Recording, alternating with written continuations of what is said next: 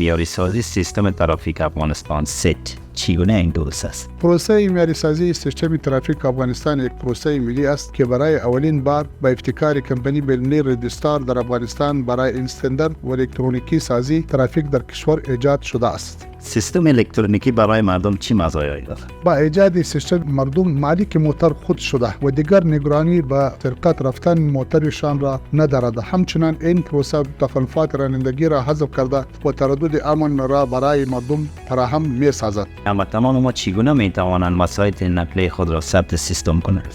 مالک وایستا به مرکز ثبت و رجیستریشن کمپانی رجستار مراجعه کرده. در مرحله دوم وایستا نقل ثبت و رجیستر می شود.